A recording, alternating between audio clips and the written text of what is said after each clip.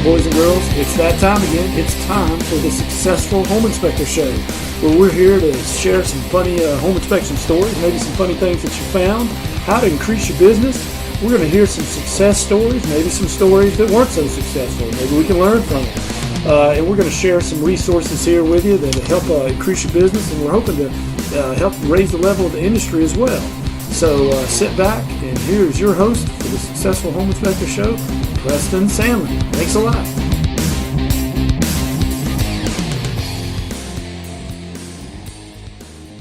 Are you struggling to make your home inspection business grow? Well, have I got the answer for you. HomeInspectionFlyers.com. At HomeInspectionFlyers.com, you get 5 flyers a month. There are 3 sales flyers and 2 recipe flyers. And you can customize them to exactly what you want.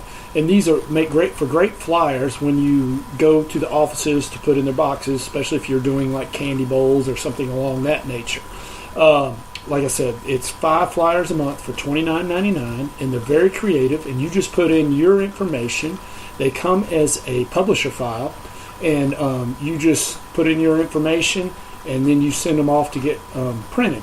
You can send them off online, and you can get color copies for less than 10 cents a copy. It's a great way to go.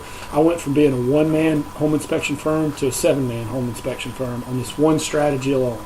So try it today. HomeInspectionFlyers.com. Thanks. We've known each other quite a while. I've seen his company grow. Actually, I mean, he's pretty successful even before I knew him, but he's a nice guy. We all went out on a fishing expedition one time. I remember that. We all came back, so that was good. But Brian has been gracious to come and spend a little time with us, and I'd love to hear his story. So, Brian, tell us a little bit about you, because we'd like to get to know you personally. Well, thank you, Preston, for letting me be part of your new venture here, the podcast that you've been putting on, and I really appreciate you. Like you said, we've known each other for a little bit, and we've actually watched well, you were successful whenever I first met you already, but we've kind of seen our business grow to different, another level each. Right. But, it's been a fun ride, this home inspection business. But yeah, I'm Brian Murphy. I'm based out of Arlington, Texas, which is smack dab in the middle of Dallas-Fort Worth. So 15 miles from Arlington, you get Dallas. 15 miles from Arlington, you get Fort Worth. We're really, literally right in the middle. So we strategically chose Arlington just for that factor, because you're able to get to and from two large metropolitan areas, and to be able to service those areas. I guess a little bit about myself, Preston, is I've been at this since 1995. And so it's 20 years in the business, never, ever, ever intended on being a multi-inspector company. It just kind of happened. Right. And I'm a lot like you. I'm free thinking. I'm always thinking forward. What's the next big grandeur, And squirrel, shiny object. No, go ahead. Absolutely. My wife says that to me all the time. Brian, quit chasing the squirrel. My wife says, Preston, take your medication. and so, but it just kind of evolved. It happened, and I've been happy that the way it's gone. Highs and lows, ups and downs, of course. But, it is what it is. This is probably about my 5th business that I attempted to start, and I guess this one might just make it. I'm not real sure. I think you're doing all right. Go ahead. I don't want to miss the flow. Happily married. I have 4 great children, 3 grandchildren now. And I'm enjoying being a pawpaw is what I'm going after. I'm not a grandpa. I'm not old enough to be grandpa. Be pawpaw. So I'm a pawpaw, and so pretty happy. We just had our 3rd grandbaby last week, and so we're congratulations. Pretty psyched about that. So what you got going on tonight, Preston? Oh, nothing much, man. I've been looking forward to talking to you all day. What a couple of questions I want to hit you with there. What's grandbaby's name? Well, the newest one is Avery Legacy. She's our 3rd girl. So I'm a sucker for girls, I guess. I have 6 sisters. I'm the only boy.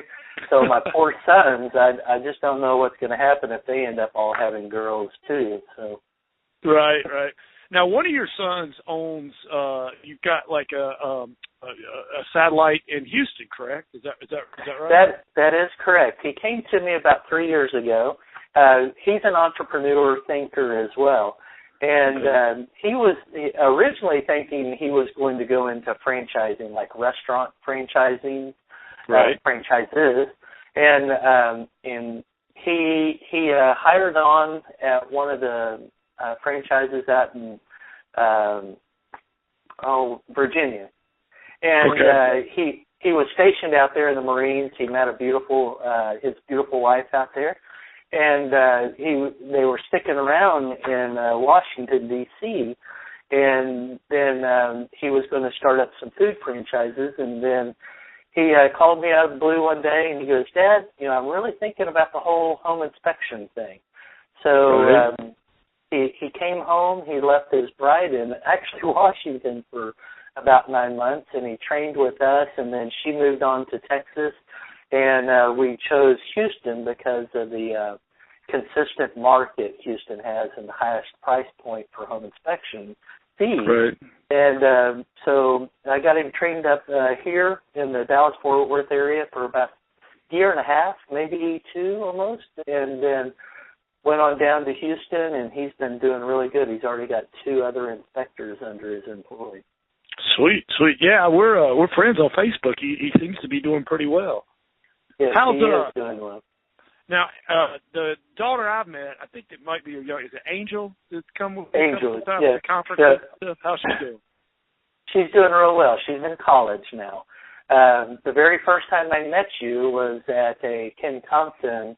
It was in Jasper, Georgia, the first one we went to, and Angel and I were kind of on a Thanksgiving road trip, and we have extended family in the Virginia area, so we stopped by at Ken Compton's 3-day or 4-day, and then went over to Virginia. So you got to meet her, and she's grown up a little bit more since then, and she is going through college for early education. She's thinking about being a teacher. Oh, congratulations! So, well, I remember thinking she had a good head on her shoulders there. Well, Brian. Well, maybe. Well, we all say that about our children. She absolutely does. Yeah, I got 2 girls of my own. I got 14 and 10, and boys still have cooties for now, but my days are numbered, I think. So yes, they are. It's kind of funny. It used to be Dad was cool and boys had cooties, but now I think those roles are starting to reverse. But anyway, well, Brian, stay close to them. Yeah, I hear you. Probably none of us grew up wanting to be a home inspector. I didn't even know what that was when I was a kid. So tell us, you said you had 4 other businesses. I'd be curious quickly to hear a couple of those. And by the way, what did you want to be when you were a kid? What did you want to grow up to be? Well, my big ambitions whenever I was a small child, I had 6 sisters. I was the only boy. And so I must say I'm very secure with my manhood, but I can get along with the girls just great. Right. And I wanted to be a truck driver, and I wanted to be a long-haul driver, and I wanted to see the United States. Cool. And it didn't happen for me, but I do love to travel. I just don't do it in an 18-wheeler. Right. Well, I told my wife if we ever retire, that's something I want to do is see all 50 states. The whole, biggest ball of twine, all the corny roadside stuff. I want to do it all. I just want to do it. I'm a water. I'm a water person, so I want to. There's lots of lakes to see in every state. Beautiful waterfalls. My wife loves the mountains, and so whenever we do retire, we'll be doing a lot of United States traveling, but also outside of the country traveling. But to keep you on point, I guess, is the other businesses. I started a vending machine company for a little bit. And not real successful at it. That was actually my first real job. Is I worked for a vending machine company, and I filled up vending machines. So you get up at 4:00 in the morning, and right, and you drive a van and you fill up vending machines at different locations. And, of course, when you're a technician in somebody else's business, you think you can do just as good or better. And right. So kind of tried that on the side, not real successful. And then I started a courier business and actually grew that one up to a couple of employees, and then somebody offered to buy me out, and I sold. So okay. Just like any smart person, you build a business to a certain point. If the number's right, you get rid of it and just move on to the next one. Sure. And then from there, I became a real employee for a little bit at a few locations, and just being an employee just never worked for me. So I ventured off. I think one of your questions here is what brought you into home inspections, and I was actually a police officer in a city close to where I live right now. And my wife was pregnant with Angel, our fourth child, and I wanted her to be able to stay home because, if you have 4 children and 3 or even 4 of them are in some type of daycare, well, if your spouse works, all she's doing is paying for daycare. And so I started thinking about what could I do on the side. And I had a brother-in-law who was in the home inspection business. And one Christmas we were talking, and I was like, you know what? Summer jobs, I've roofed houses, I've dug ditches for plumbers, I've helped a cabinet person build cabinetry and install them in new construction. And, none of that's past me, so I think this is something I could do. And in the state of Texas, at that point in time, you had to be sponsored. So you couldn't just say, I want to be a home inspector and go to class and become a home inspector. You actually had to have somebody sponsor you into the business. And so I took me about a year to actually talk him into it, and he hired me on with knowing, he was my brother-in-law, knowing that I would probably start my own business, and he was several cities over. And I trained with him for about a year, and then about 18 months I trained with him for a year, started doing it on my own, and then stepped away from my full-time job 8 months later. My part-time job started paying more than my full-time job. Right. Just kind of made a decision there. And so that's how I got into the home inspection business. No, that's good stuff, Brian. And there's probably a lot of listeners out there that are kind of in that same boat. They're doing it part-time and, trying to figure out how to make it a full-time. And that's a happy day when you do it. I know it was for me, and I'm sure it was for you. And then you kind of ask yourself later, why did I wait so long? Yeah, why did I wait so long? And, here I am 20 years later, Preston. I would be a horrible employee. I mean, I really would. I'm unemployable. Yeah. If I had to go look for a job and they say, well, Brian, this is how much we're going to pay you, and I'm going to go, well, what's the job description? And he goes, you want me to do what? For how much? No, I don't think so. I hear you.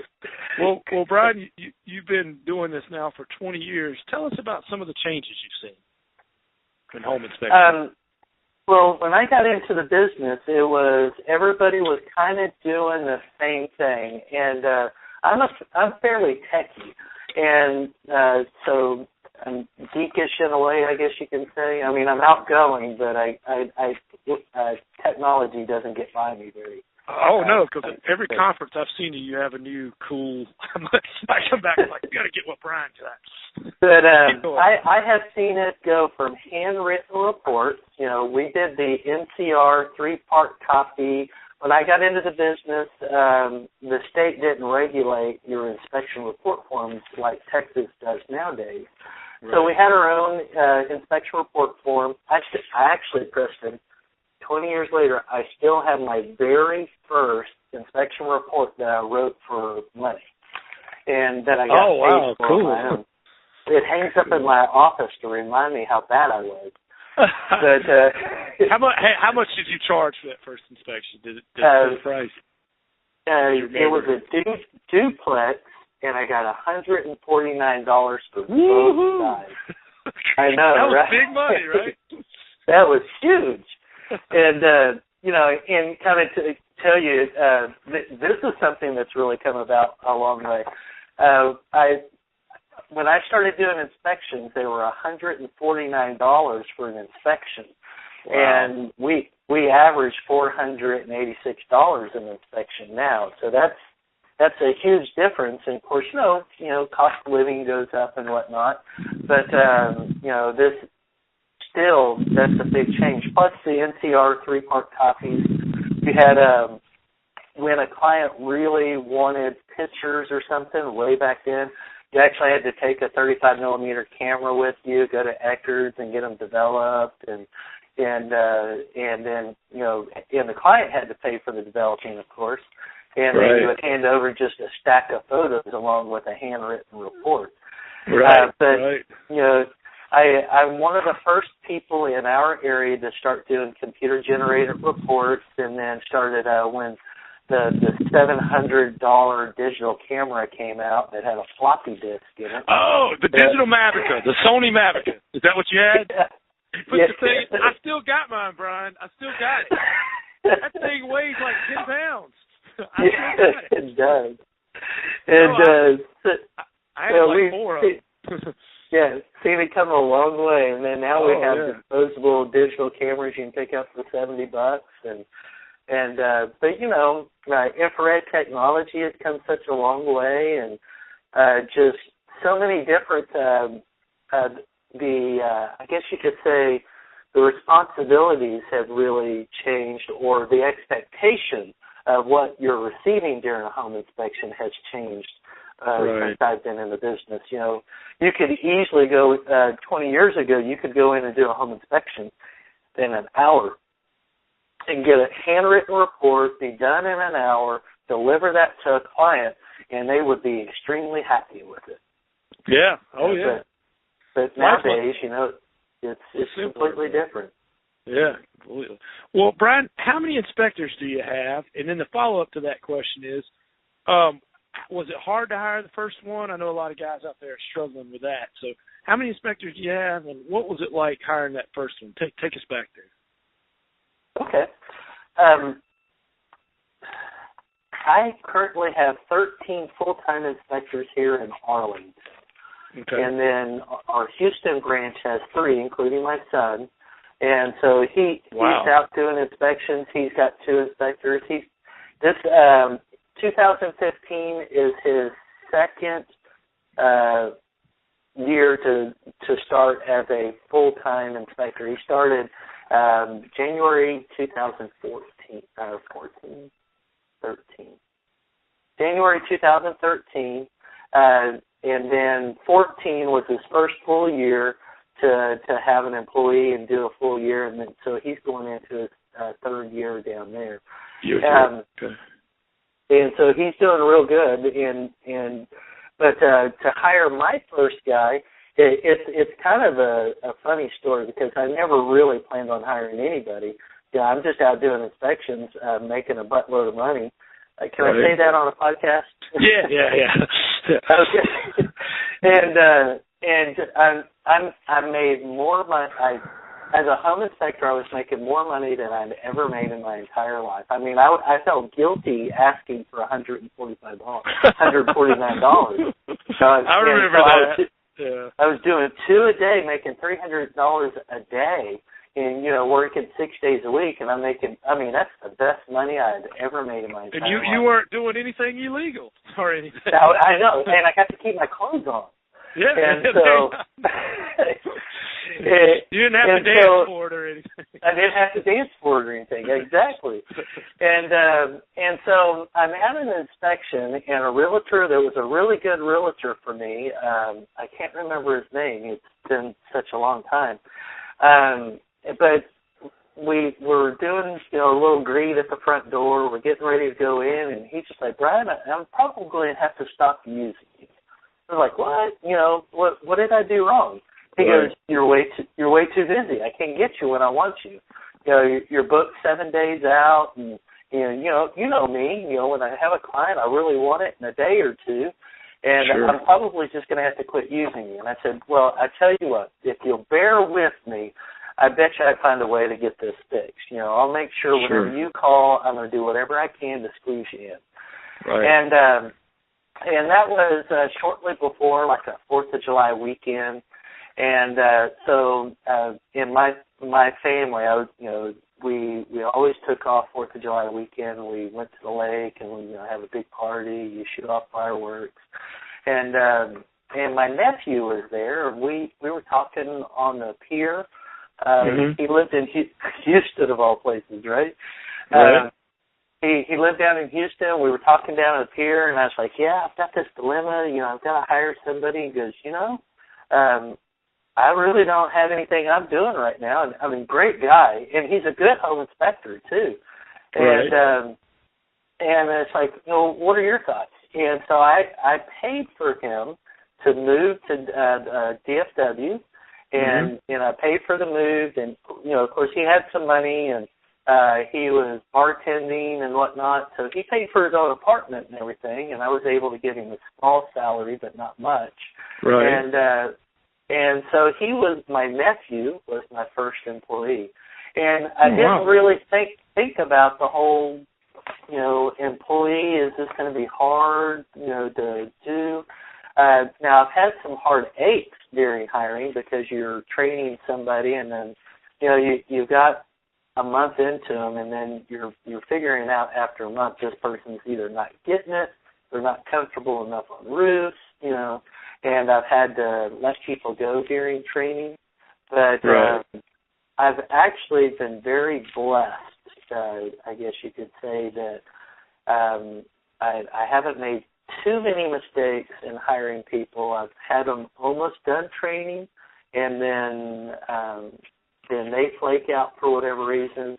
I've had that. Yeah, and I pay a salary during training with the understanding if you leave me during the first year, you owe me some money. Right.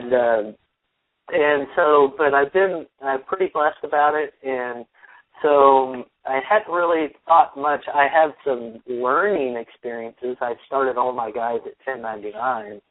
And then after a while, I figured out 1099s was not the right direction to go because the IRS doesn't approve of it with the way our business model was set up. And so I had to switch everybody over to employees.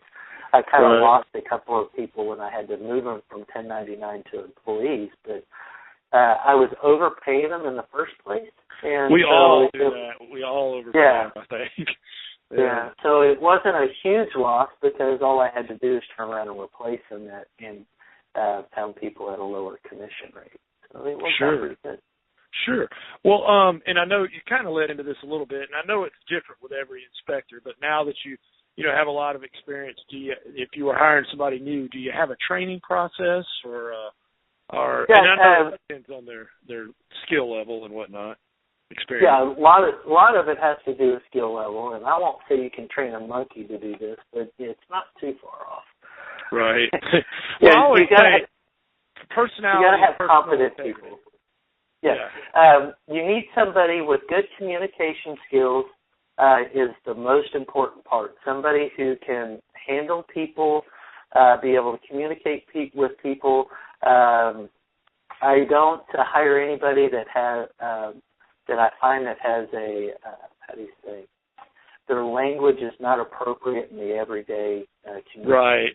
Right. And so if they can't speak well and you can't understand them, then you just move on to the next person. As long as you have good communication skills, I have people from the IT industry. I have people from law enforcement industry. I have people who were HVAC people. I have managers from Chick-fil-A who actually own their own Chick-fil-A and said, this is too stressful for me. Really? It work for me. Yeah. Wow. The key is communication. If you have good people skills, you can teach them the rest. Yeah. And so whenever you're going through an interviewing process, that's the first thing you look for. Can they communicate? And then after that, but something I started doing about 5 years ago, Texas is a licensing state. Right. And so I have kind of set my model up to where I only hire somebody who already has their license and that has good communication skills, and that's the first part of the interview. And then after that, it takes, our company is called A-Action Realty Inspection Group. For those who've known me for a long time, it used to be A-Action Home Inspection Group, but we've had a recent merger with another company, and we changed our name. I've been wanting to get rid of the word home out of my company name because we do a lot of commercial work. And when somebody calls you and says, "Oh, you're a home inspector," no, we're much, much more than that.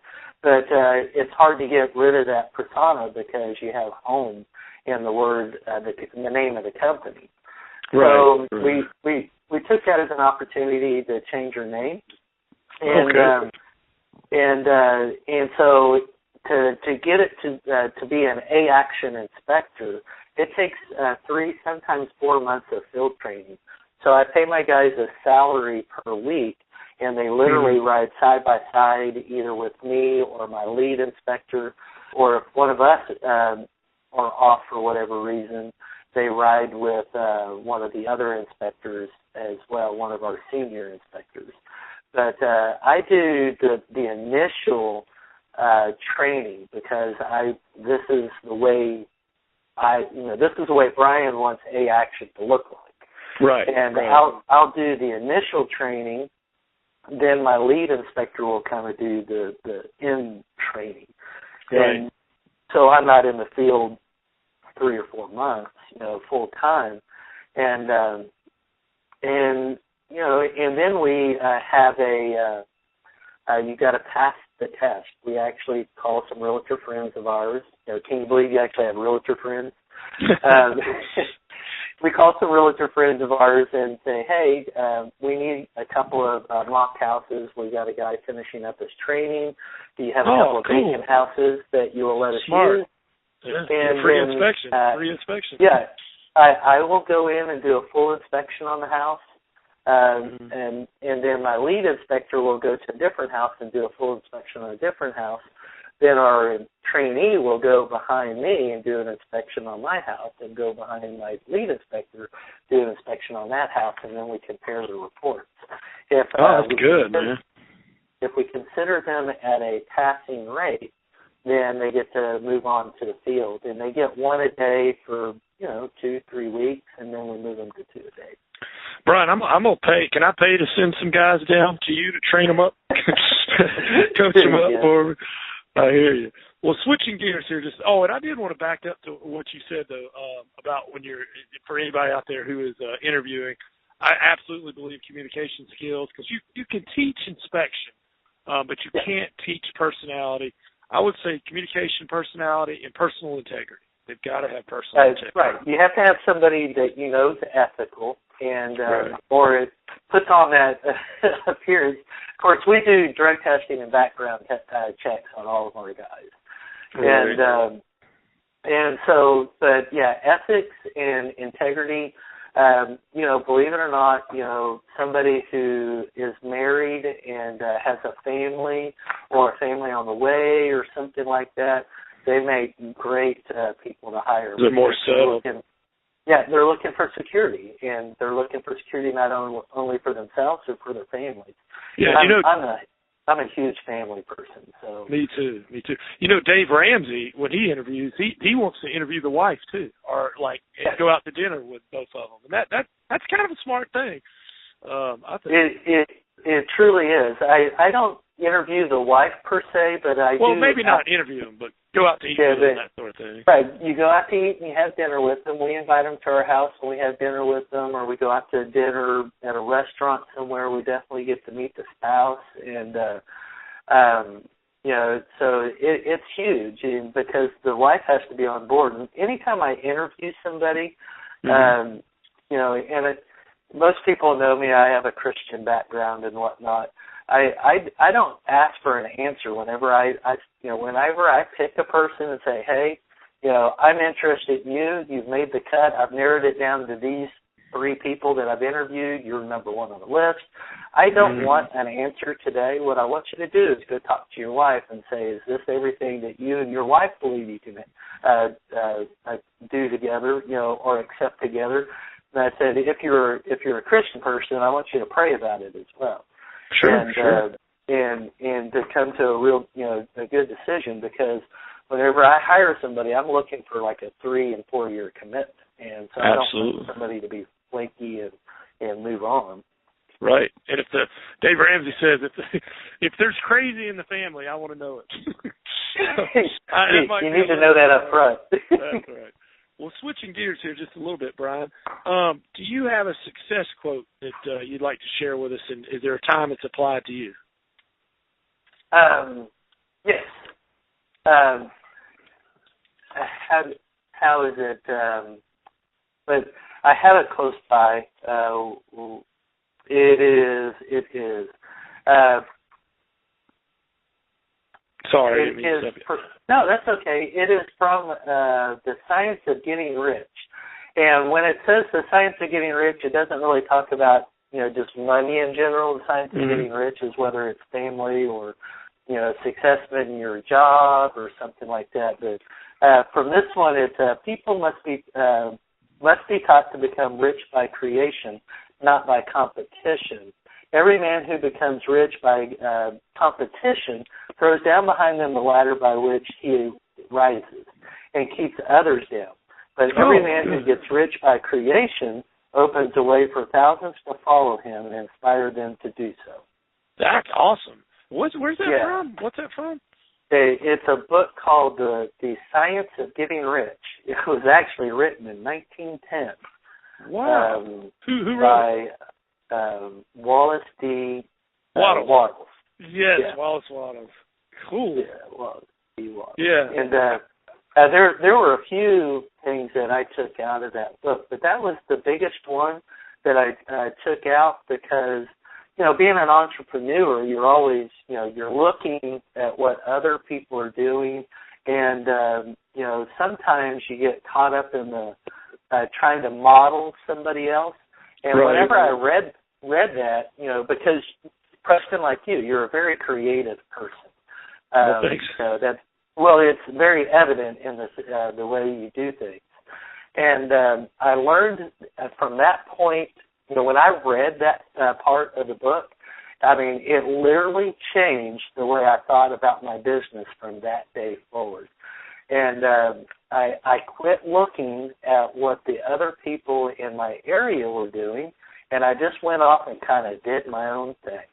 That's excellent. Me too. I get good ideas, and I like to look at your stuff, but you got to make your own path. I take a little bit of this, a little bit of that, and mix up a little bit of my own stuff. Yeah, you mix up your own stuff. You go to seminars, you go to conferences. You pick up a little here, you pick up a little there. None of us create all this stuff 100% on our own. And but you can be very creative, but some of it is, if it works, it works. And if somebody else has done it and it's worked, then it works. Yeah. Well, and the other thing is got to fit your personality. Absolutely. Your personality may not be the same as the guy you're modeling or who's modeling you.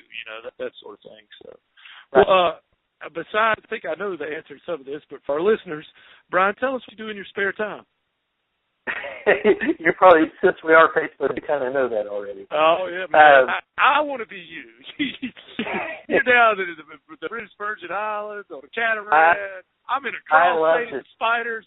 No, I know you've been there too. So work hard, play hard. There are 3 things I absolutely love. One is traveling. When you're talking about doing things, my wife I absolutely love. But when we go out to do things, we always travel together.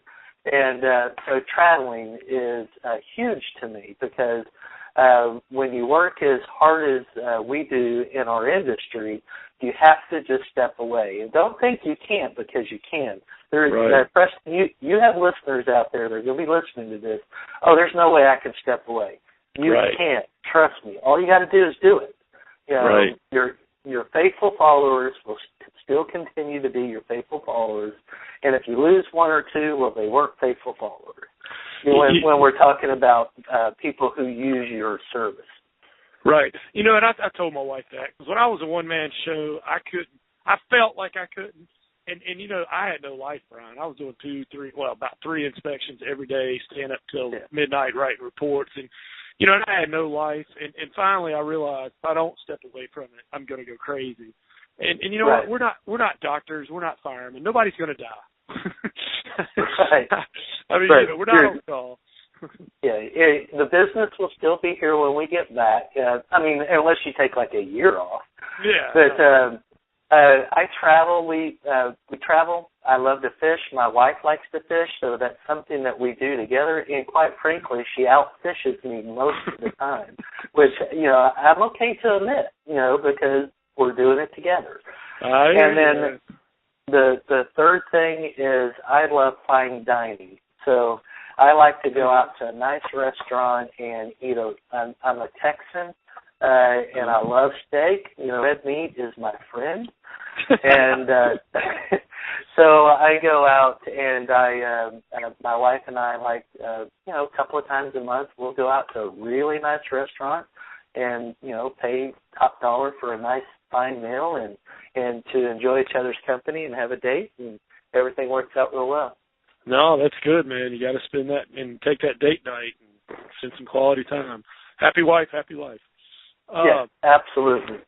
Well, Brian, and besides, I learned about the police officer thing not too long ago, which I didn't know. But besides that, is there something else that people wouldn't know about Brian Murphy? No, Preston, I'm kind of an open book, to be honest with you. When I sit down and just conversate and have, you know, chat with people, I just don't hold a whole lot back. So, sure. You know, I grew up right here in Texas, and really enjoy just being, you know, who I am. I'm one of those people, when you meet, you know, if you want to know something, ask, and believe it or not, I will tell you. I don't. There's too much to having to cover up lies and trying to remember them all. Yeah. Yeah. Well, they say that thing about the good reason not to lie is you never have to remember what you said. I mean, if you don't lie, you don't ever have to remember what you said. You told the truth. Absolutely. So just kind of an open book, you know. I just, yeah, I grew up, you know, people look at me and go, Brian, you've done so well for yourself. I grew up dirt poor, you know, single mother with 6 sisters, so she had 7 children she was raising, and I came, you know, we're talking welfare, we're talking everything. Really? And so people who don't think that they can do it, all you got to do is put your mind to it, and you can actually do it. So I'm one of those people that, you know, I decided that I wanted to do better for myself, and one of the things I've done with all my children is, you know, I tell them they're probably sick and tired of hearing it whenever they were growing up. They're all of them but one are out of the house. Is we would sit down yearly and we would have a, you know, father-daughter, father-son talk. I mean, like a deep one. And my job as a parent was to teach them to be a productive citizen of the United States, and for them to move a level higher than me and to be a better parent and a better, whether it was a father or a better parent, and to be better.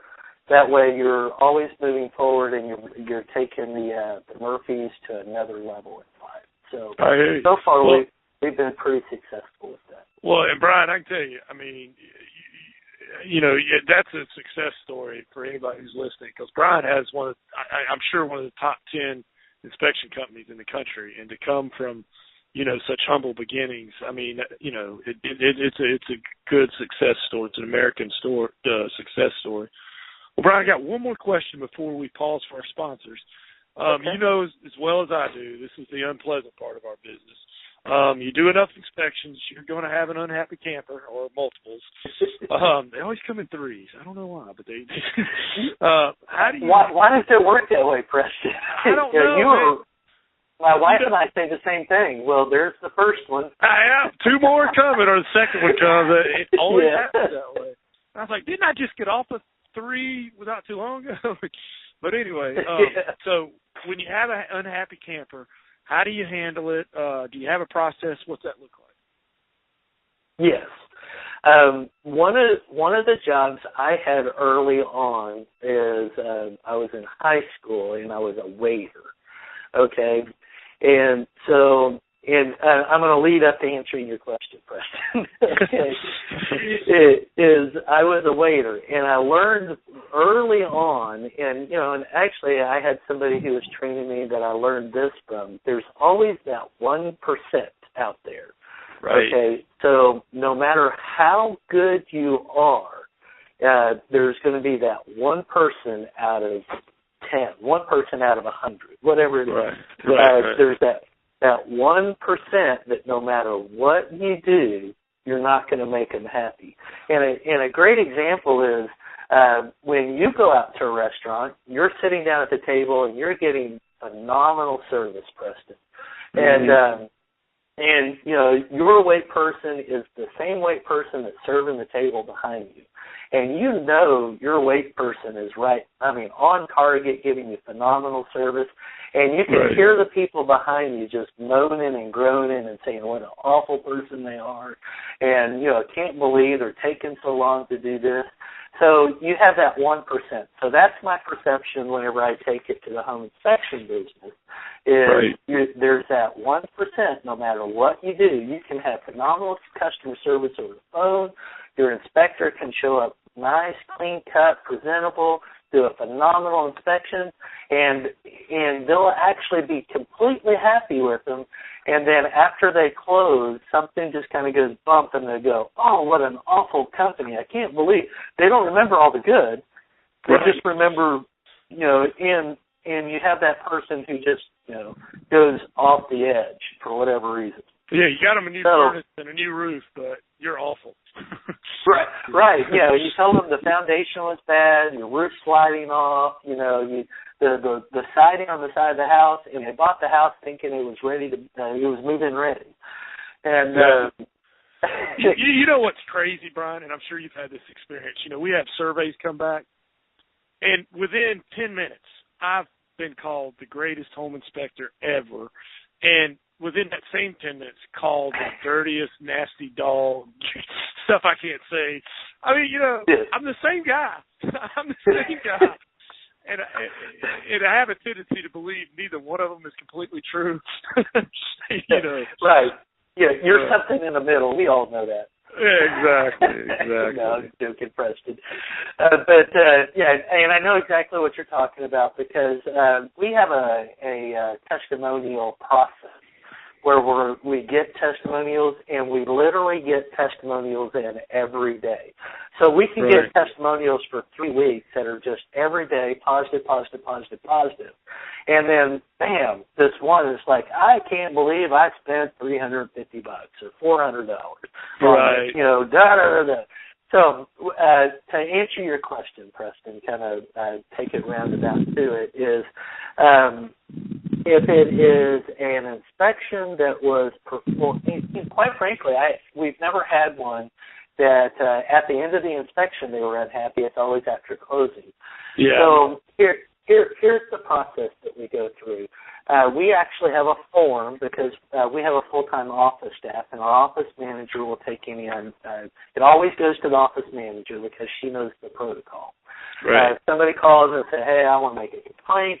Well, the office manager has a series of questions that they ask this person, and she's filling out a document.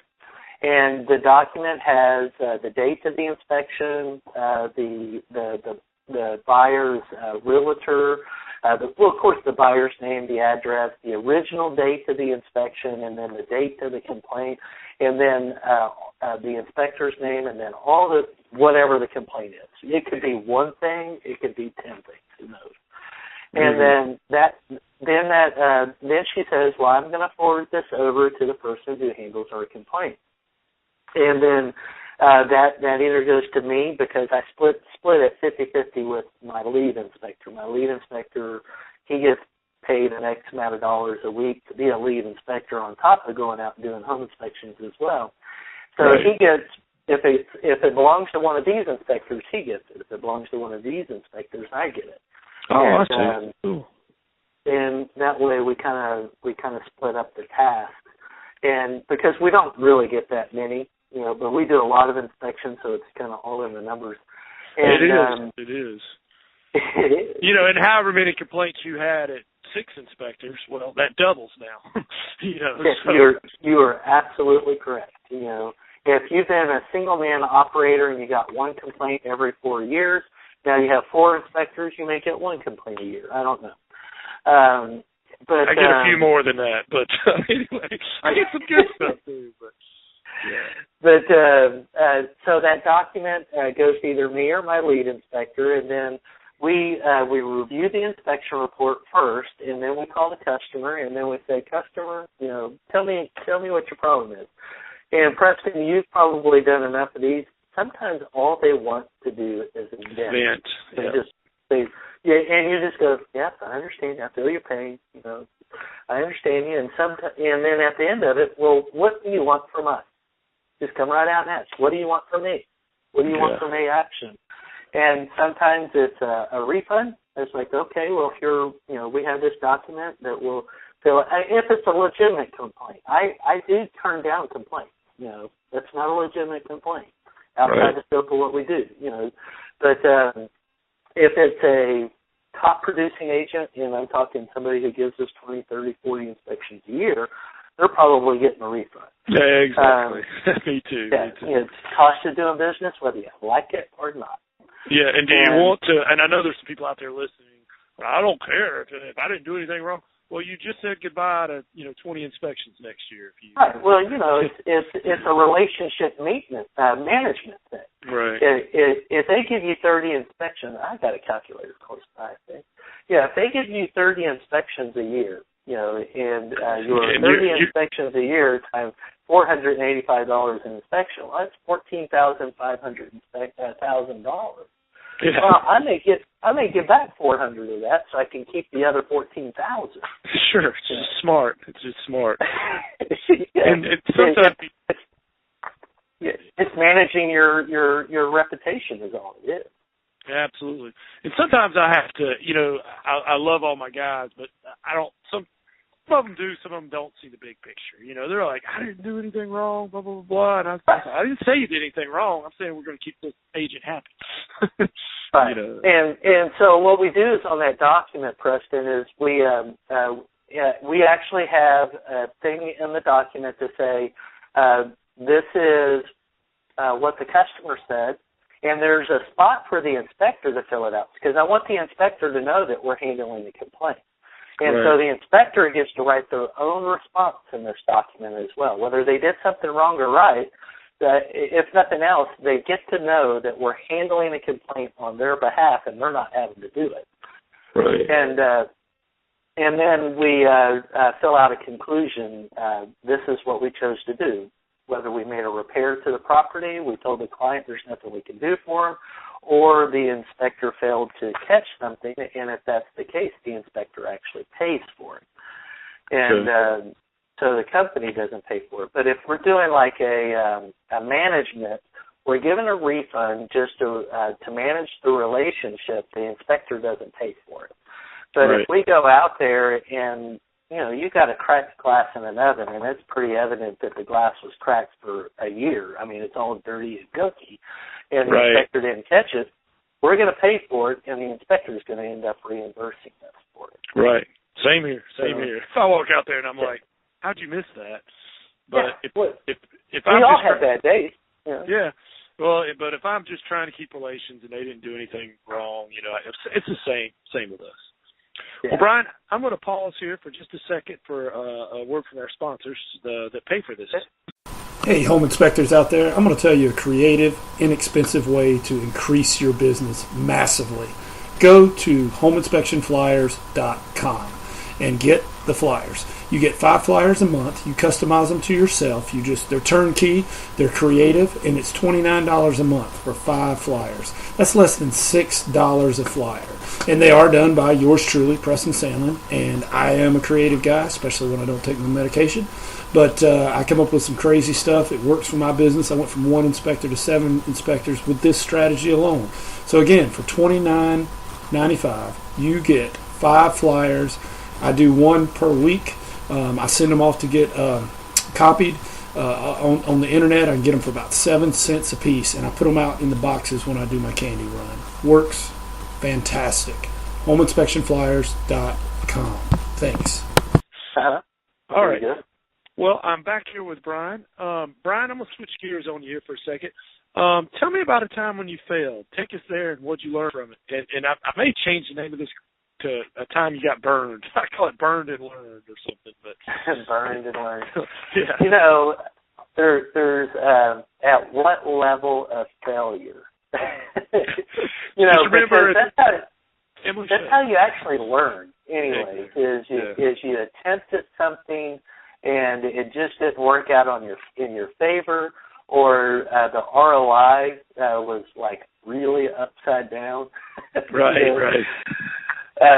You know, there's a few of them that I can think of, and part of it was in the training process of when I found somebody. I was desperate to hire an inspector, and I didn't go with my gut feeling going, you know, this guy probably isn't the right person. And so if for the listeners out there, Preston, don't ever get in a hurry to hire somebody. Right. Because, you know, gut instinct is almost always correct. And so if for whatever reason you're uncomfortable, then just don't do it. And then marketing to too large of an area. You know, you have the whole plant the seed, reap the benefits, deep sea fishing versus you know, sports fishing, where deep sea fish, what do you say? How do you say it? Like scattering or going deep, drilling deep into one area. Right. So commercial fishing. That's what I was thinking. Commercial fishing, where you cast a large net and you go out and you're just, you know, throw a large net and just take whatever you can get, versus strategically going after the blue marlin or strategically going after tuna. You know, trying to market to too large of an area will actually hurt you in the long run. So I learned that, especially, you know, you've been in the business for a while, like 18 years, right, Preston? Yep, right. Yeah. So in 2007, when we hit that recession, my marketing was too broad, and I was running pretty fat instead of lean. And so about 2 years into the recession, I was like, man, this hurts. So I learned from that and actually controlled cost and looked at my finances and what was I spending my money on versus you know, my ROI and that type of stuff. So when it comes to business, some of my failures were not managing my costs very well. Right. Because, you know, when you're doing well and you're rocking and rolling, you're like throwing money at stuff and not paying attention. That's the exact same thing. I was doing, because I was just, whatever, how much is that? I'll buy it. And then, you know, like you said, when it gets, you know, the fish were jumping in the boat back then to show a whole reality, but all of a sudden when they're not jumping in the boat, I'm like, I'm spending a lot of money and not getting a lot of ROI. I need to reevaluate here what, you know. Right. So I consider some of those my failures, not paying attention to my business. And I'll be real honest, and here's one for your listeners. Working in the business too hard. You need to absolutely set the time aside, take Monday off or take half a Monday off and take Friday off or take half a Friday off and literally step back, look at what you need to be doing, and work on the business more. A lot of your, one of the things a lot of people don't know about me is we actually have a school that trains home inspectors as well. Getting into the business, core getting into the business, and then what I see, because we do continuing education training and we talk to inspectors all the time that are in the business, is all of them, they're, oh man, I'm doing so good. I'm doing 10 a day. And Preston, don't listen to my wife. I actually have a really good memory. You just can't ask her, because she won't say, I think she has a different opinion of it, but I remember the conversation. And I can remember talking to these same inspectors maybe 6 months later. Oh man, I can't believe, things are so slow. And I'm thinking, just 6 months ago you were sitting in another class and just saying how great you were doing. And and what's happening is they're doing inspections, and then they forget to market, or they forget to schedule, whether it's emails or write that newsletter or do whatever that's doing that helps them get those daily inspections, and then they go on this roller coaster, up and down and going up and down. And so, one of my failures early on was not paying attention to that. And then once I actually learned it, actually getting coaches and listening to coaches, that I learned to set a full day on Monday off and then set a full day on Friday off. And of course, when you're a multi-inspector, it's a little easier to do. But when you're a one-man operator, set one day aside and go, this is the day that I'm going to work on my website, I'm going to work on my email campaigns, or I'm going to work on my flyers, I'm going to go out and, shake hands and kiss babies. I don't know, whatever it is. I love it. Well, and protect that day, too, because you'll make that day, and then an inspection will come in, and you'll say, well, this is money. But you're absolutely right. Well, Brian, I'd be remiss if I didn't, while we're at this juncture, while I'm thinking about it, what's the name of your inspection school, and how could they, somebody who's listening, find out more about that? Real Estate Training Systems is the name of the school, and I have a partnership in that one, and it's Don Stafford. He's been a home inspector for 30 years, and Brenda and I and Don, the three of us, are all partners in the school. We've had the school now for about 6.5 years or so, and we started out doing continuing education. And because I'm a big believer in sharing. If you share your knowledge, you reap benefits. When you give, you receive. Right. And so I'm a big believer in that. And so we started this back doing continuing education, and about 2 years into it, we're like, there's people wanting to get into the business, and there's money in it.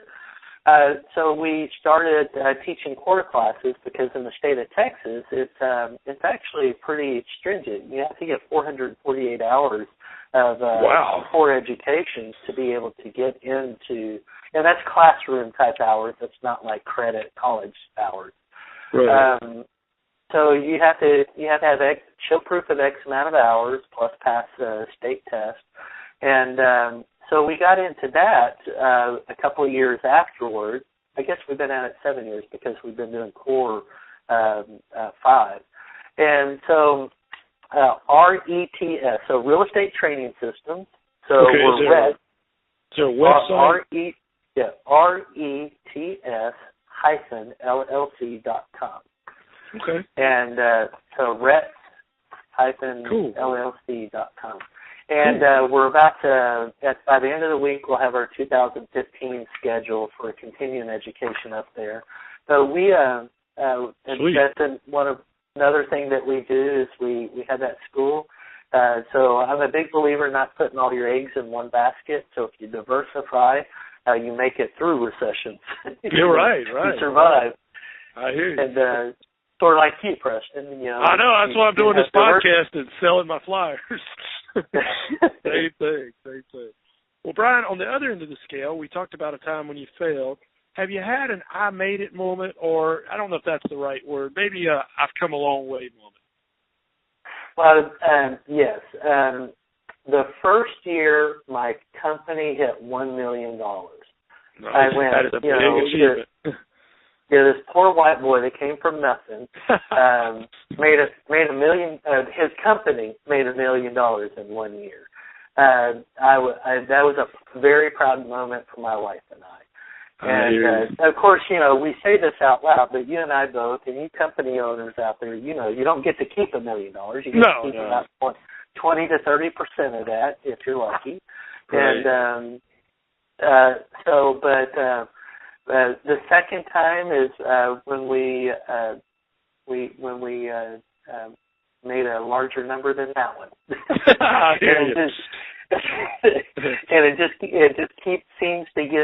keeps multiplying for us, and that is a monetary moment for us, coming from my wife. My wife grew up in the same circumstance that I did, a single parent, and she has other siblings, and so that was a monetary achievement. The other achievement was we have 4 children. They're all healthy, and they're all educated, and they're all self-sufficient, and I'm not supporting. So that's another success moment of ours. That's right. I have 2 girls, and I'm trying to teach them to be entrepreneurs because I told them they're going to have to take care of me someday. So, but that is good. Absolutely. Good stuff. Just don't put me in an old folks' home. Exactly. Well, Brian, do you have a favorite book you could recommend to our listeners? And what is it about the book that appeals to you? Well, there's 2 of them. Okay. Well, and you've probably had some of them on your. The E-Myth is just absolutely, if you're getting into a business and you've never been a business owner, you need to read that one. You need to listen to the audio CD, and then you need to read it again.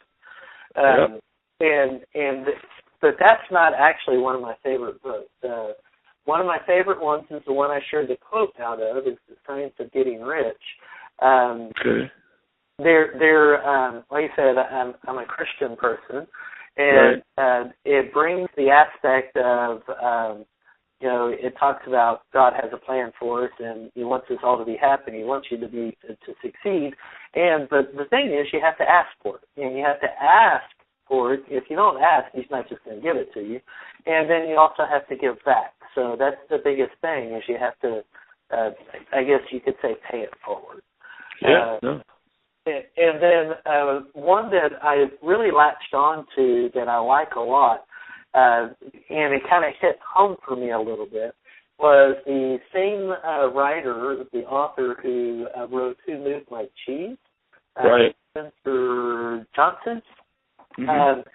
He came out with a second book called Peaks and Valleys, and I really like that book as well, because it talks about peaks and valleys, and you have peaks and valleys in your life, you have peaks and valleys in your business. Your job is to recognize what your peaks and valleys are, and also to help other people. Cool, good stuff. I've written all those down, and these will all be in the show notes too. I'll have a bio on you and put your stuff there. Brian, the next question, I actually accidentally missed a question, but they're actually about the same question. It's about ancillary services, so I'll phrase the question the original way. Let's say I'm a buyer or real estate agent in your market. There are other home inspectors in your market. Why should I hire you? Is there something you do that others don't? Because we're absolutely the extreme most best home inspection company in the world. Isn't that what everybody wants to say? Exactly. Yeah. There's nobody else out there that will perform exactly like me. And they're actually quite right about that. Nobody will ever perform exactly like you. Right. So what sets us apart, Preston? This is a business model that I built from the get-go. And we are literally a one-stop shop. There was no certification left behind. I like that. It's like a program. And so when you call our company, you literally don't have to call another company when it comes to a real estate or even a commercial application. Now, in the state of Texas, mold is regulated, and we used to do mold until it got regulated, but we don't do mold. Okay. Just because the whole mold is gold thing kind of went away. We got into it because there were so many people out there scaring people to death that we wanted to be the person that came in and said, hey, it's really not as bad as everybody's making it out to be. Right. And so when the state started regulating it and they started going, okay, the assessment person cannot also be the remediation company, and they kind of broke it up and said, hey, we're dividing these things up. You can either assess or you can remediate, but you can't do both. And, then the insurance companies rewrote their policies and the deep pockets went away. We chose not to do mold. So kind of getting that out of the way, because some of your listeners might go, well, he doesn't do mold. And then I'll answer the other one. We really don't do radon. We do radon, but we don't do radon. We do radon upon request, but we don't push it because we have radon pockets in our area, but none of them will really ever exceed the EPA requirements. So it's not a sales thing. So we do it, but we don't push it. So when you call our company, all of our inspectors are cross-trained. They do their own swimming pool and spa inspections. They do sprinkler systems. They're all certified to do septic systems. They'll do water well inspections, water testing, take it to the lab. We do new construction phase inspections, so we'll do the 3 and 4 phase inspections while a home is being built. We have code-certified inspectors on staff. We do thermal imaging, we do infrared, we do commercial buildings, whether it's a dentist office or a grooming facility or a 3-story high-rise or an apartment complex. We do. We do specialty inspections like stucco and EIFS, EIFS, and all of our guys are also licensed to do their own termite inspections. So we're literally a one-stop shop. And you don't have to try to arrange a termite or a pest person. You don't have to arrange a pool person. You don't have to have somebody come out and do a different portion. When you call, the one inspector will go out and do it all. And of course, being a multi-inspector like yourself, if it's a large house, we'll send 2 inspectors. Like Friday, we did a 10,000 square foot house on a couple of acres with stucco and it had a pool and sprinkler system and a septic system. Well, we sent 3 inspectors out there and we got the job done in about 6 hours. 10,000 square feet, 6 hours, report delivered. And, wow, that's good. And so we set ourselves up to where, and another thing that sets us apart is another one of my business models is we get you in within 24 to 48 hours, report delivered the same day. And so if you're on a time crunch, hey, how many 11th hour people out there do you know, Preston? Not many. I'm just glad you're not in my market. I'm sitting here thinking, hey, this guy, don't come to Charlotte. Don't come to Charlotte. Yeah. When somebody calls, we can get you in the same day. We can get you in the next day. Let's say your 10-day option period. In Texas, we have what's called an option period. So you have a 10-day option period, and you're calling us on day 9 going, man, I totally forgot about a home inspection. Can you get me in? Yes, we have a 2 o'clock available today, or we have a 10 o'clock tomorrow. And so we're set up to get you in. And that's kind of what sets us apart. We're not the cheapest home inspection company. We're intentionally not the most expensive either because we have 13 inspectors, and we need to feed their families as well. Sure. And so we get you. So that's kind of what sets us apart. Oh, that's good stuff, Brian. Well, we talked about some of the things you've seen in your 20 years, and talked about the digital Mavica and the old 35 millimeter stuff. Let's take it, go forward with it. What if you had a crystal ball? What do you think might change in the future of home inspection? What do you foresee? That's a really good question, Preston. And and I'm a forward thought person. I try to think forward quite a bit and try to stay ahead of the curve and start offering things that people don't necessarily offer. I remember the day that thermal imaging, when it first hit the home inspection industry, for a home inspector to get a thermal imaging camera, it was literally like $40,000. Oh yeah. You know, yeah, and it only took like 2 years to get it down to like $20,000. Right. You can get a decent one now for about $3. Yeah, like we could just go out and drop that kind of money. But in the future, I foresee thermal imaging being a standard part of home inspection, not just being something the other guys offer, because people are now making phone calls to those guys and going, well, if you don't do thermal imaging, I'm not going to use you. Or, you know, if you don't do a computer-generated report, I'm going to quit using you. I'm moving on to the next guy. I actually think in the future there's probably going to be more, the inspection is going to be more technical. Right.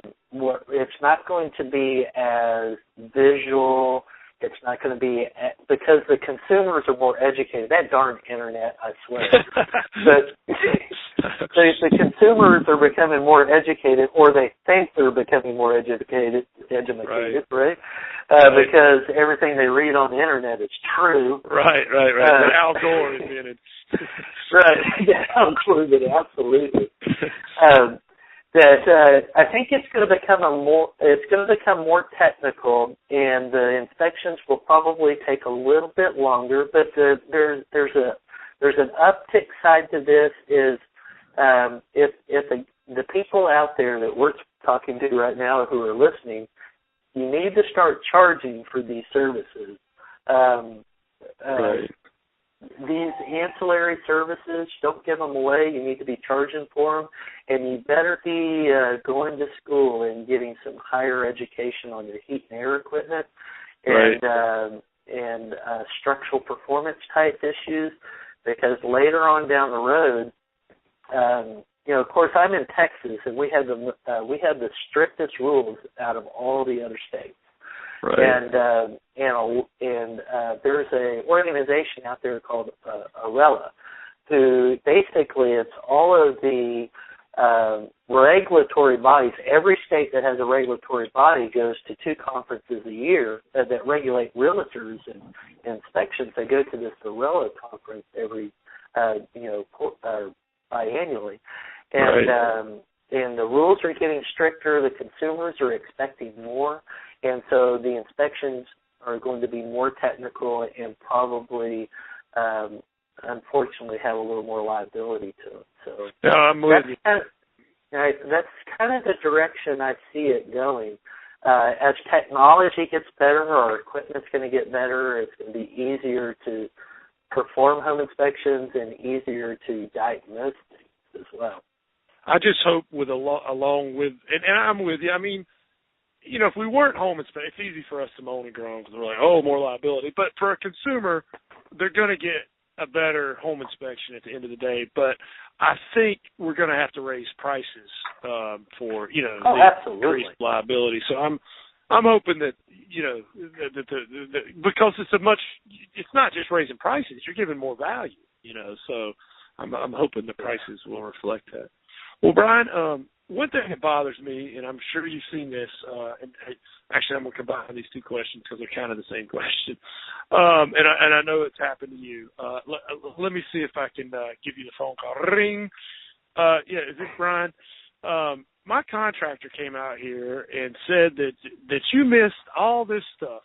You know where I'm going with this. The contractor throws us under the bus. Preston, you're only as good as the next professional that walks through the door. Right. Do you have? Okay. Yeah, you have any ideas? I don't think we could ever eliminate it, but for the listeners out there, I mean, I'm sure it's happened to most of them. If it hadn't, it's coming. I mean, the contractor will come out there and throw you under the bus. They'll say, you know, something. Your inspector should have told you about this, and you know, every once in a while it's true, but I would say probably, you know, 80% of the time it's not. It's beyond what we do. Or, you know, of course, if you tear the air conditioner part you can find, but you have any, for our listeners out there, you have any ideas of how to at least prevent it or protect themselves from this to a degree? I don't think you'll ever completely prevent it. Yeah. Well, you'll never actually completely prevent it, because you're always going to have that person that shows up at the door that's trying to sell a job. Right. And they're going to sell a job and throw you under the bus because they're selling a job. Right. And they're trying to upsell it or whatever. So you're never ever going to absolutely eliminate it. But the number one factor is setting expectations up front. Right. So when somebody calls and says, "Brian, ring, ring, Brian, I hear you're the best home inspector in the world, right?" I'm joking, by the way, everybody. Do you show up in your overalls with your spiked hair? And yeah. I won't call any names because I don't want to get a letter from a lawyer, but you know who I'm talking about. But I set expectations. I don't answer my own phone, Preston, but every now and then the office will call me and go, "Hey, I need you to talk to this person," and but I've trained my office staff as well. There is no perfect home inspection out there. And for anybody of you listening out there and you say you have a perfect home inspection, you're lying to yourself. One of these days you'll get over it. But it all comes in time. Is set expectations right up front. If somebody, asks, "Well, Brian, what can I expect from you?" It's like, well, what you can expect from us is we're going to go out and we're going to do the very best we can possibly do with the circumstances and conditions of the property that day. And what we're going to do for you is we're going to catch pretty much all the major stuff. We're going to miss some stuff in the middle. You can't see all the open junction boxes under the insulation. You're not going to catch 100%. And right. And I've had to use this line on people. It's like, "Well, Brian, I want you to make sure you catch everything." Well, the only way I can catch 100% of everything, I have to move into your house and live there for 12 months. And I got to live there through all 4 seasons while it rains and it snows, and then I'll be able to tell you everything. But I don't think you can afford that one, because I like to eat well. And so what I can do is set your expectation is we're going to catch the big stuff. And there may be some little stuff that we don't actually catch, but as long as we get the big stuff, that's what's important. And if it's something that we were supposed to catch, trust me, we're going to take care of it, because customer service is 100% of what we believe in. That's what we built our business on, is making sure that you're happy at the end of the day. And so you set the expectations up front. That's number one. Then you write a really good inspection report. Right. We have a software, and I'm going to drop his name because I love this guy. His name is Larry White, and he's out of San Antonio, Texas, and it's Whisper Solutions. So Whisper Solutions, and I think his website is whispercomputersolutions.com. So he doesn't pay me, but I'm going to give him this free plug. No, that's fine. But he has a really great software, so you can build all your auto text, or what we call auto text, but rapid remarks, your canned comments. Right. You can build your template to make it look the way you want it to look, and then you have all the correct limitations of liability, your limitations of your inspection, and make sure all of that's built into your report. And I'm not talking about going overboard, everybody, but make sure that your report's written in a way that also sets the expectation. But I sit on the state board that regulates all the home inspectors in the state of Texas. I currently chair that board. Oh, wow. And so there's an enforcement division there, and I get to see some of these guys' reports. And, the home inspectors out there that are writing really crappy reports, those are the ones getting thrown under the bus the worst. Right.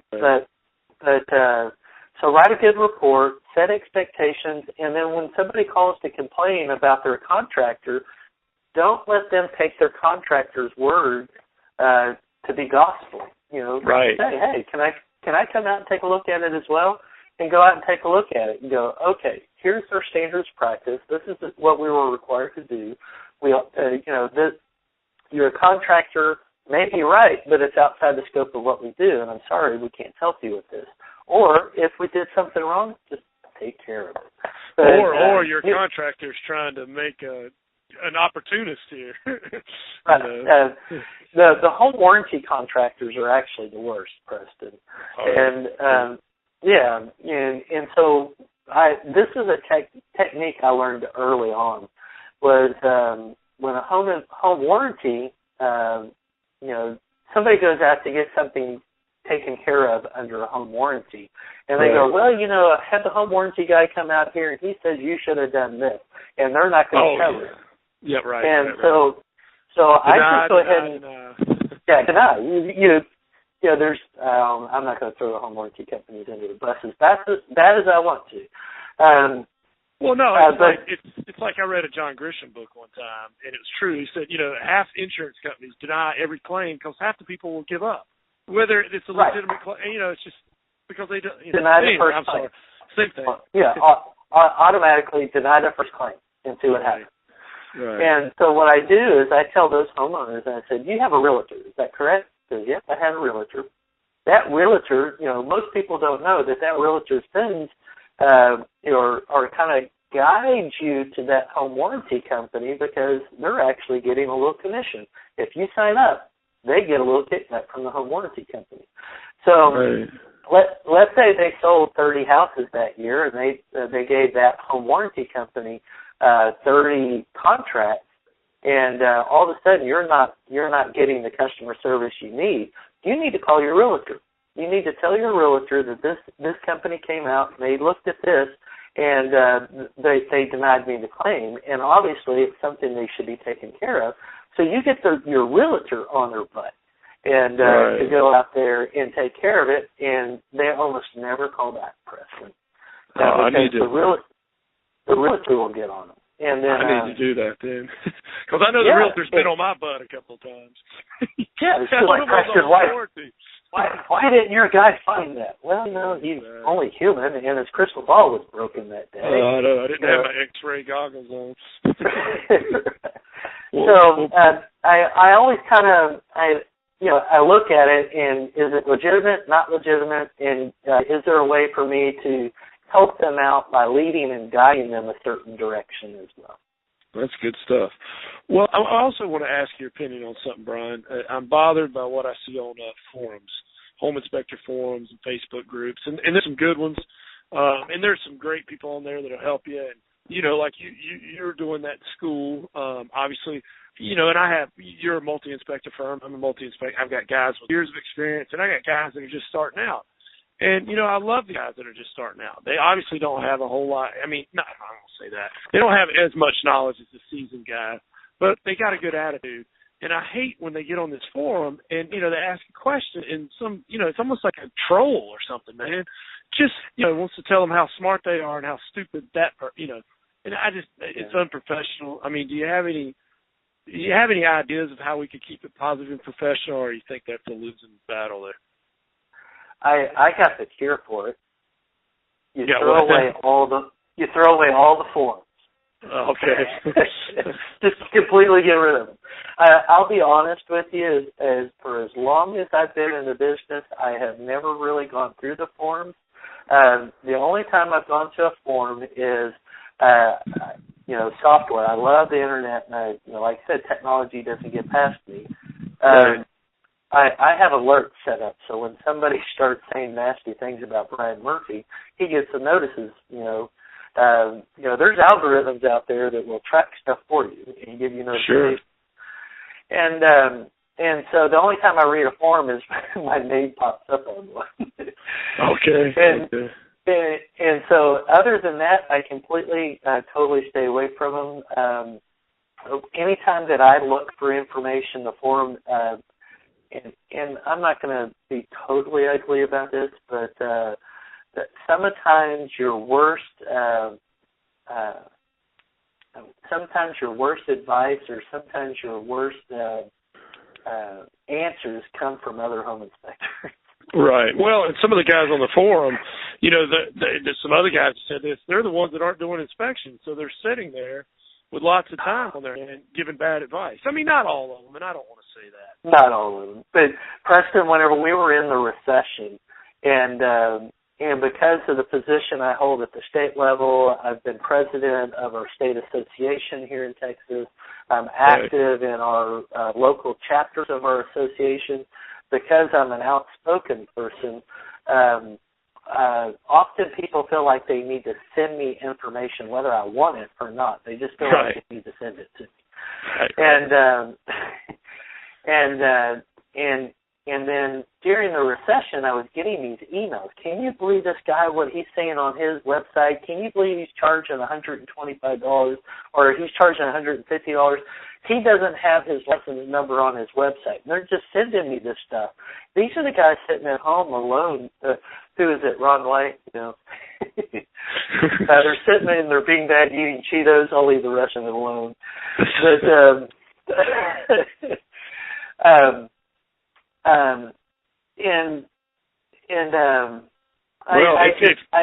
I don't follow that stuff. I'm always moving forward. When I need an answer for something, I'm typically going to an expert. I'm not going to a forum and posting something on a forum and going, hey, what? I'm going to my heat and air guy, or I'm going to a plumber, or I'm doing something like that. I am code certified as well. And so I'm very familiar with being able to pop open a code book or, you know, do a find in the code book, and I typically research the actual where the actual information is pulled from instead of asking it from people who are really brave behind the keyboard. Yes, what do they call them, keyboard cowboys or something? Yeah, keyboard cowboys. Yeah, and you know what? Our state, I bet your state has it too. We have a code interpretation number. I mean, like you can call, and I mean, you know, it's a tax. Our tax dollars pay for it. Use it, you know. Yeah. Well, Brian, remembering that this is a G-rated show, so I told you, what's the craziest, wildest, or weirdest thing? And we are starting to. We only got a couple more questions. What's the craziest, wildest thing you've ever found in a home inspection? And it's funny because I have a law enforcement background, so some of it comes fairly easy to me. I can walk into a room and kind of smell illegal substances. I pulled down an attic ladder one time, and it was a really large attic, and it was full of grow lights and rows. Well, of course, it didn't have the marijuana in there anymore, but now we just go to Colorado anymore. But I've opened up a crawl space and, you know, pulled out a bale of marijuana before. One of the things I enjoyed was there was a rental property, and you know, pounding on the door, you know, asking, you know, notifying people that you're about to come in.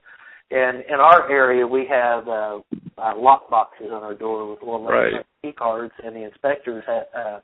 In our area, if we belong to a board of associations, we're allowed to have one of those key cards, so we can let ourselves into property. And so you knock, and walk into the middle of the living room, and there's this hookah sitting in the middle of the living room with naked people all around it. And I was like, okay. You know, obviously you toked on that hookah a little too long. But did you have your digital Mavica at the time? So, anybody that's been doing this anytime, you can come up with your own wild and crazy stories. You know, you get all the porn paraphernalia and drugs being left out on the countertops and whatnot. But so I hadn't had anything what I consider super extreme. Of course, I was in law enforcement for a while, so I was pretty numb to a lot of it by the time I got into home inspection. Sure. And for all the listeners out there, I recommend, of course, Brian, sorry you'll hate me for this, go friend Brian Murphy on Facebook. He puts up stuff all the time. Help me write a caption for this, and it's all and I steal some of my best stuff from you, by the way. I always give you credit. That's okay, Preston. I steal stuff from you too, so it's reciprocal. It's okay. I hope you don't mind. I got a whole new set of listeners, but I saw you got 80 comments on this. Man, can I use it? I think you posted one, and I still, it was one of my better ones, and this is years ago. The McDonald's, the boy toys. Oh yeah, we're completely out of boy toys or something. Yeah, McDonald's posted a little sign through the drive-through. Sorry, we're all out of boy toys. Right. And it's like, really? Like I went to McDonald's to go get a boy toy. I know. Well, and then there's another one where you're behind the McDonald's drive-through, and like the car in front of you is like this. Lose weight now. Ask me how. And I'm like, and you're in the McDonald's drive-through, really? Right. It's incredible. I intentionally post stuff on Facebook to provoke interaction because, I'm sure you have some good listeners out there that absolutely know Facebook is a lead generator. And if you don't know that, you need to learn it. Okay? Absolutely. But I have a business page and a personal page both. Just go to my business page. It's Arlington Inspector or A-Action Home Inspection. It's still listed under the old name, A-Action Home Inspection, because that's a fairly recent change we've made, and we're still trying to slowly. We don't want to lose our SEO, so we have to slowly change it. Well, but you can go to the Facebook, the business page, or send me a friend's request. I'll say yes to it. Yeah, sure. And all the listeners, if you got some value from Brian tonight, and I know you did, go to his Facebook and like it, because I think the more likes you have. What was your business page again? What is it now? It's still listed under A-Action Home Inspection Group. Is what the business page is still listed under, and probably 6 months or so. The logo across the top will say A-Action Realty Inspection, but right below it still says A-Action Home Inspection Group, because it's only been a few months since we acquired a new company and went through a name change, and so we have really high rankings on Google. Yeah, right. So we don't want to lose that, so we have to slowly change it so we don't lose our SEO. Internet is a very, very powerful lead generator. Absolutely. Well, and the folks listening, two things, if you would. Go like his page, and this will help you. If you put something on there that's good, share it. I mean, you just hit that button, share, and then that's going to help with your readers, and it's going to help him because the more shares he's got, the more, it helps. So, I mean, it's a win. Yeah. Right, it's a win-win. And then always backlink your business page, too. Absolutely. Well, Brian, do you have an internet resource or a marketing resource you'd be willing to share with the listener, or training resource, any of those? As in, what are you looking for? Well, like an app that you use or something like Dropbox or something. You have something like that you really like? Well, being a multi-inspector company, we utilize Dropbox because we share all of our files between home inspectors. That way, when I update our templates, all of our inspectors are required to use the same software, the same templates, and the same marks, and the same comments and everything. And so we use Dropbox to share our files back and forth. Screencast-O-Matic. I love that. You can make some great videos, whether you're making videos to put on the internet or on your YouTube channel, or I use Screencast-O-Matic to make training videos for my inspectors. Right. So I will do a training video, and then I'll put it in Dropbox and then send everybody an email saying I need you to go back to Dropbox and watch this video. And good stuff. And then there is, and I know it's nationwide because I've used it. One of the things that it's a GPS app, and it's called Waze, W-A-Z-E. Oh yeah. And Google bought that about 7 months ago. So I know it's going to get real huge, but it's kind of a live time GPS, know where the police officers are, know where the red light cameras are, that type of stuff. And you can see other friends. So what I actually do like a little app presentation for realtors, and I share 2 or 3 of these apps during the presentation. Oh, good stuff. And I use that during to help other people with. But I think that's what you were looking for. Yeah, no, it's good stuff. Well, Brian, we only got about 3 more questions. I'm sorry I've kept you so long. We're both talkers. That's a good thing. That's a good thing. Let's see. Is there anything you're working on right now that has you stoked or excited about? It's a new ancillary service. Okay. In the state of Texas, we have a very volatile soil. Most of our homes here are slab on ground, the foundations, or pier and beam. We have basements here. We just don't have them like everybody else has them. Right. And so we have a pretty volatile soil. And so one of the new ancillary services that we're offering this year is, we hooked up with an engineer, and he has trained all of our inspectors to go out and do their own engineering evaluations. It's legal.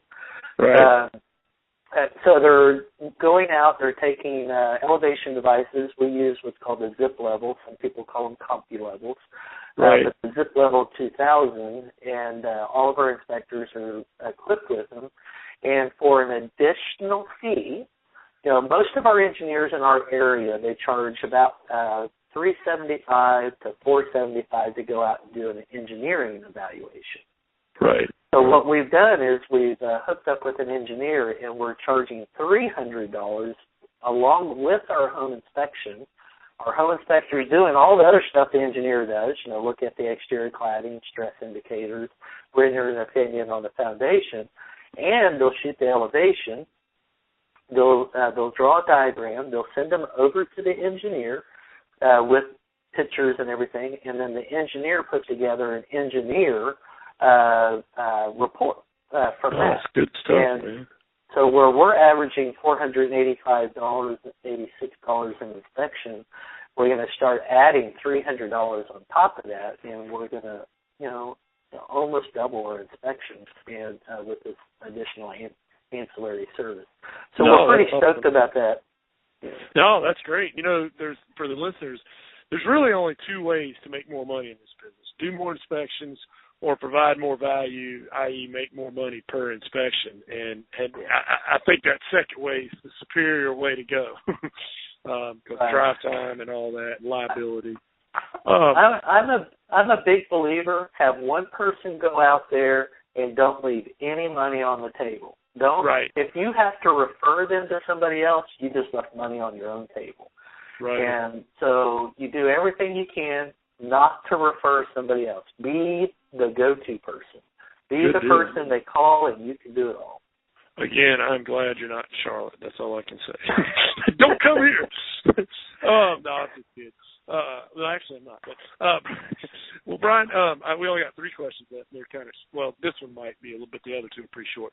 And I'm sorry I've kept you so long. If you had to move to a brand new town equal to the size of, it'd be pretty big to be equal to DFW, but and you knew no one, but you still had all the current knowledge, you still have all your current equipment, but you had to start all over, room and board taken care of, and you got $5,000. In broad strokes, what are you doing in that first 7 days?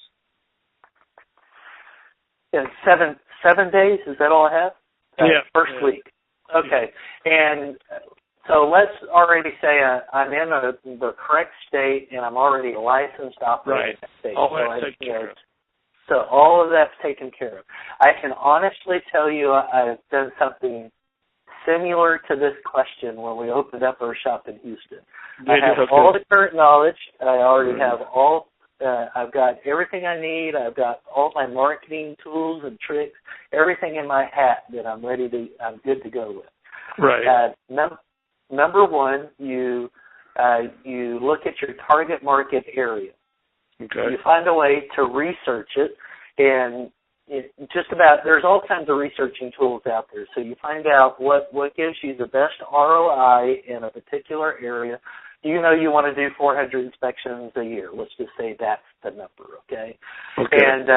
And you research an area. You say this area right here will handle the 400 inspections a year that I want to do personally. Right. Then you go join a board of realtors in that target market area. Good. And then you join the education committee. Right.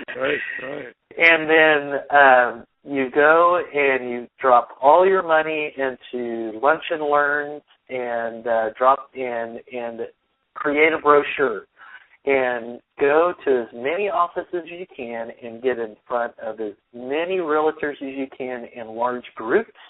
Right. And then find out who the big-time players are while you're doing all this, because you can get a lot of your number one players. And here's a lot of people forget this. Realtors really like to see their names in print, whether it's on the internet or whether it's in a newspaper. Right. You can find out who the number one top producers are by the Sunday paper. And so, you go in, they have, hey, these are our $1 million people or $2 million people or $10 million people. And you find, you target a bunch of people, but also know who the key players are. And then you head after the key players, but don't forget the little people who are still doing work. Right. My number one agent, and this is a true story for me, Preston, is Okay. I was 20 years ago, I was brand new in the business. Right. One of my first fee-paid inspection was actually for a friend who was buying an investment property, which was the duplex I still own the inspection report from.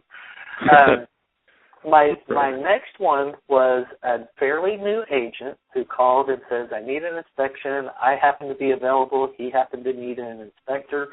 This was literally 18 years ago, Preston. He is now a top-producing RE/MAX broker who's recognized, as, a big office broker with, he's recognized in the RE/MAX community. Really? He's got 88 agents under his brokerage now, and wow. We're still good friends today, 18 years later. He remembers me when I was a one-man shop, and I remember him when he was a one-man shop.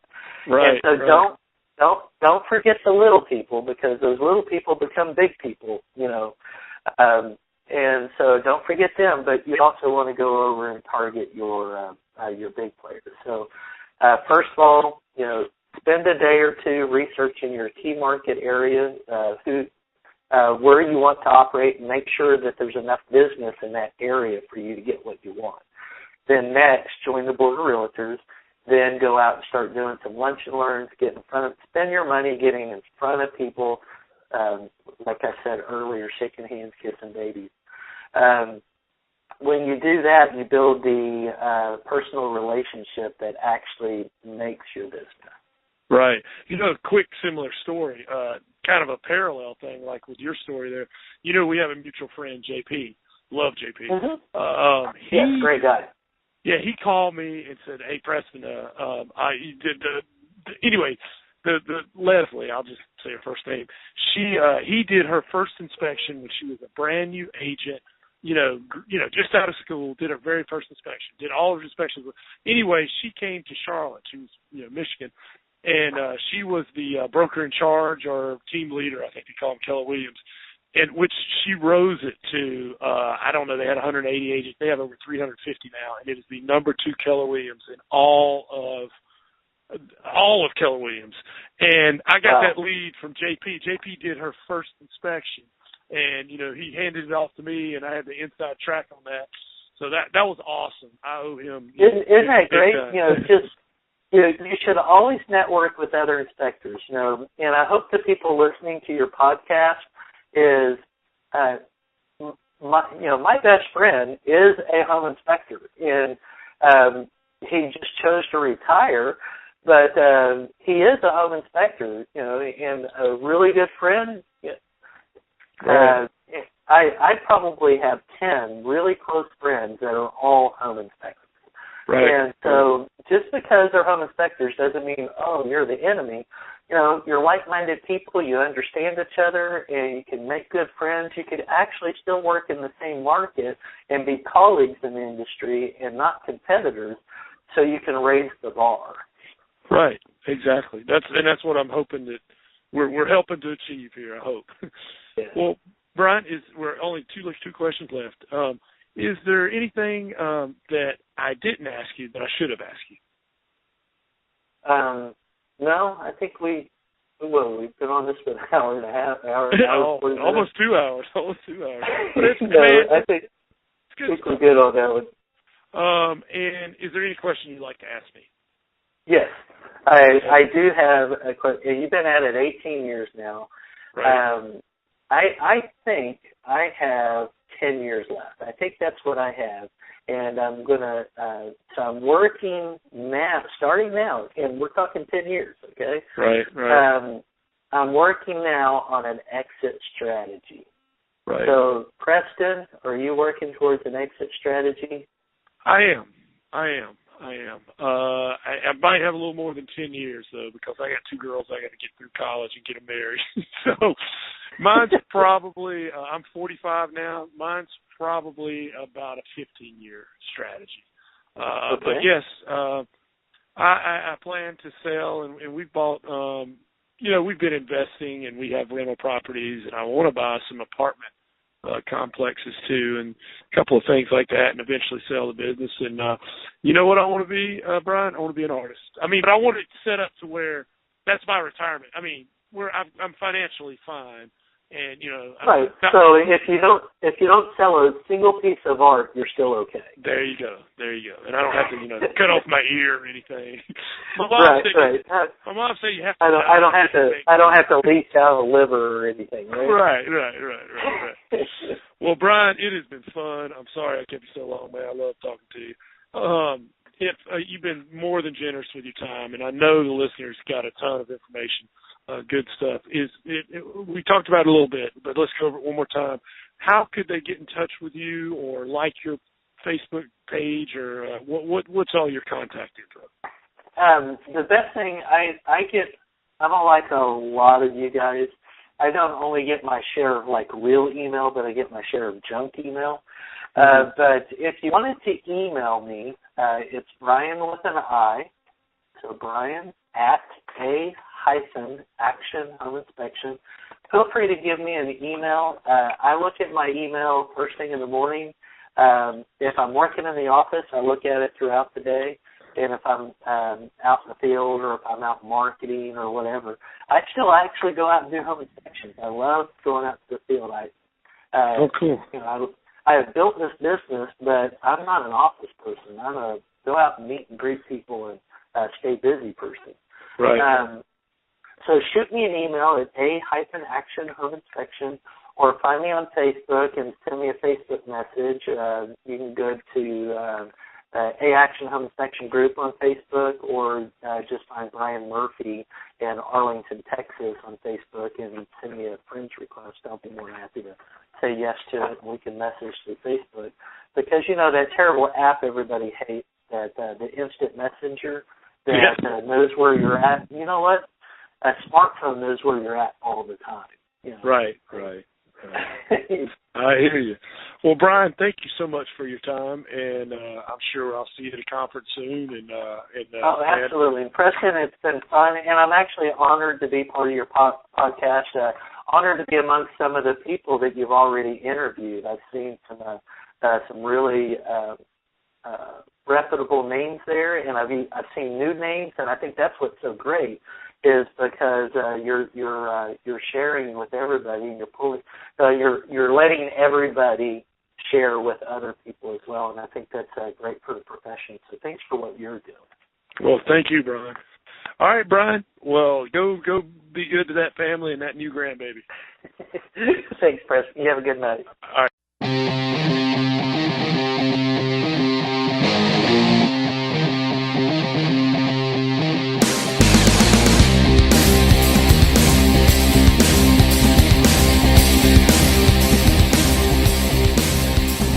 You have been listening to the Successful Home Inspector Podcast. where we share funny stories, and we talk about how to increase your business, and we share some success stories and some not so success stories that we can learn from. We're also here to share resources. You can find out more about today's show in show notes at thesuccessfulhomeinspector.com. Thanks for listening.